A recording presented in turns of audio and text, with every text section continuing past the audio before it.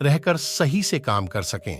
तनाव का अगला कारण होता है अपनी योजनाओं को समझने के लिए समय न देना।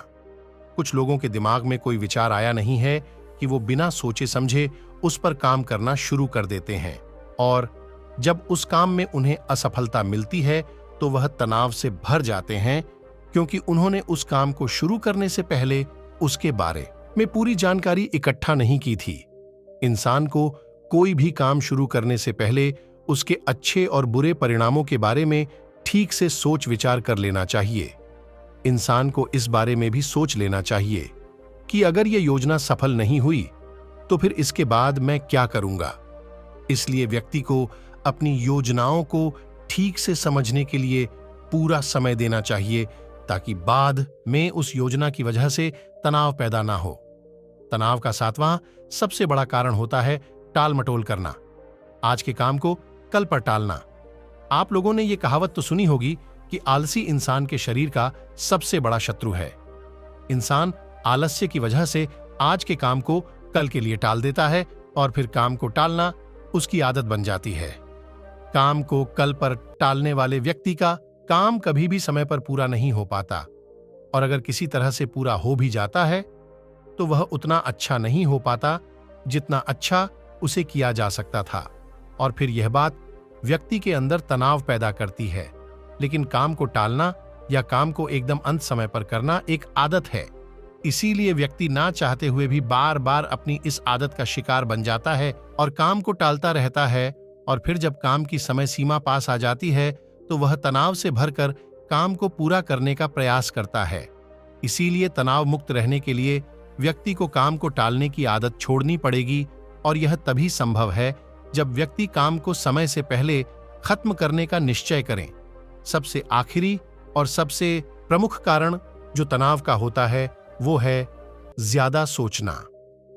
लगातार सोचते रहना भी एक बीमारी है, और यह उस व्यक्ति में सबसे ज्यादा पाई जाती है जो कपोल कल्पनाएं करता है, जो अतीत की घटनाओं और भविष्य की बातों के बारे में सोचता रहता है, जो बेवजह के अनुमान लगाता रहता है। इसीलिए व्यक्ति को ज्यादा सोचने की आदत पर लगाम लगाना चाहिए। इसके लिए जितना हो सके खुद को काम में व्यस्त रखना चाहिए, और हर दिन ध्यान का अभ्यास करने को अपने जीवन का हिस्सा बना लेना चाहिए। बुद्ध के मुंह से यह सारी बातें सुनकर उस व्यक्ति ने हाथ जोड़कर कहा, बुद्ध, मेरा पुत्र तो अभी मात्र 20 वर्ष का ही है, और इसमें अभी इतनी समझ भी नहीं है कि यह आपकी बताई सारी बातों का एक साथ पालन कर सके। आप कृपया करके तनाव मुक्त रहने का कोई आसान सा तरीका बता दें, जिससे मेरा बेटा उसका अनुसरण भी कर सके और तनाव मुक्त भी रह सके। उस व्यक्ति की यह प्रार्थना सुन बुद्धि ने कुछ सोचते हुए जवाब दिया, अगर तुम इतनी सारी बातों का पालन नहीं कर सकते तो इसके लिए एक बहुत ही आसान विधि है। तुम एक बार में एक काम को करने पर ध्यान लगाओ भी काम कर रहे हो, उस समय पर सिर्फ उसी काम को करो, सिर्फ उस पर ही अपना पूरा ध्यान लगाओ, और अगर तुम्हारा मन इधर उधर भटक जाता है तो जैसे ही तुम्हें याद आए उसे वापस फिर उसी काम में लगा दो। ये सबसे आसान और अच्छा तरीका है तनाव मुक्त रहने का। जब तुम भोजन करो तो उस समय सिर्फ भोजन ही करो, उसके पूरे स्वाद का आनंद लो, उसी अनुभव करो। जब चलो तो अपना पूरा ध्यान सिर्फ चलने लगा दो। इससे तुम्हारा मन और तुम्हारा शरीर दोनों एक जगह पर केंद्रित रहेंगे। दोनों के बीच दूरी पैदा नहीं होगी, जो कि तनाव का मुख्य कारण होती है।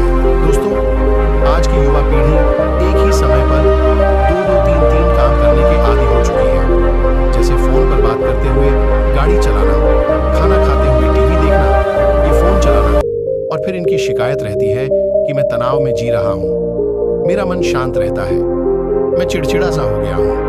जब कोई व्यक्ति एक ही समय पर 3-3 काम करेगा तो तनाव पैदा होना तो स्वाभाविक है, क्योंकि दिमाग तो एक समय पर पूरा ध्यान लगाकर सिर्फ एक ही काम कर सकता है।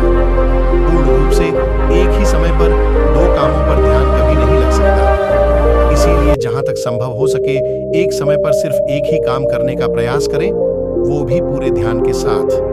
दोस्तों, आशा करता हूं कि आपको इस स्टोरी से काफी कुछ सीखने को मिला होगा।